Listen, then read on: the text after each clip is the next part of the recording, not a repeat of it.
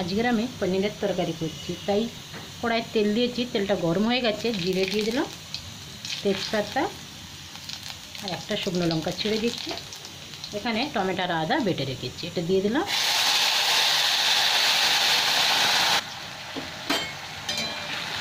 ভালো করে ভেজে নিচ্ছি। এবার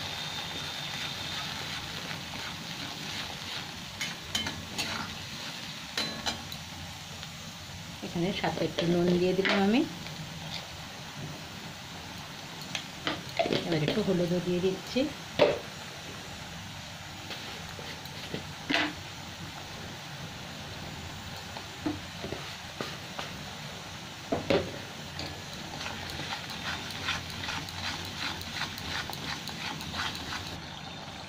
এখানে আমি কাশ্মীরি লঙ্কার গুঁড়ো দিয়ে দিলাম 1 চামচ।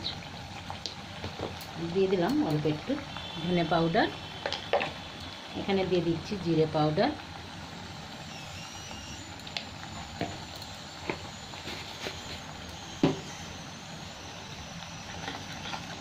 ভালো করে ভাজতে থাকবো, তেলটা যাতে ছেড়ে দেয় মশলার থেকে।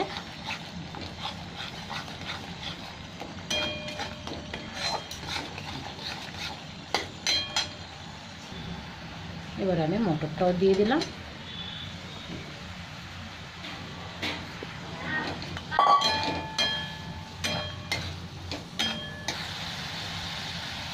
এখানে আলুও দিয়েছি, দেখানো হয় না আপনাদের। একসাথে ভালো করে ভেজে নিচ্ছি। এবার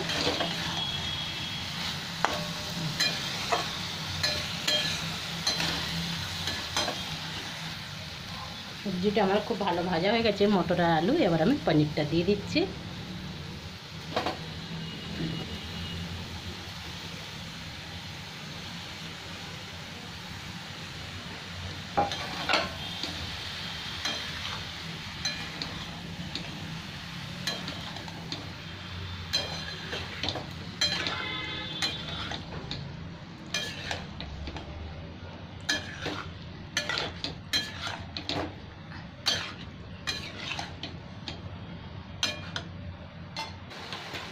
এখানে আমার পনির দিয়ে খুব ভালো করে কষা হয়ে গেছে। এবার একটু গরম জল দিয়ে দিলাম।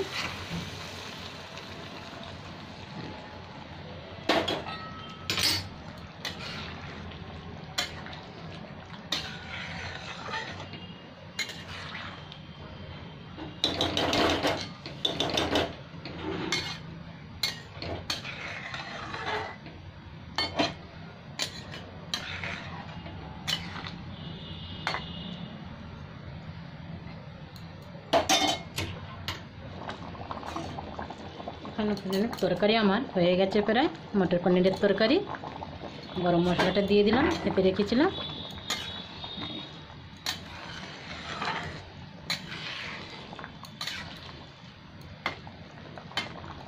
এখন ঝোল রেখে দেবো। বন্ধ করলাম গ্যাসটা এখন।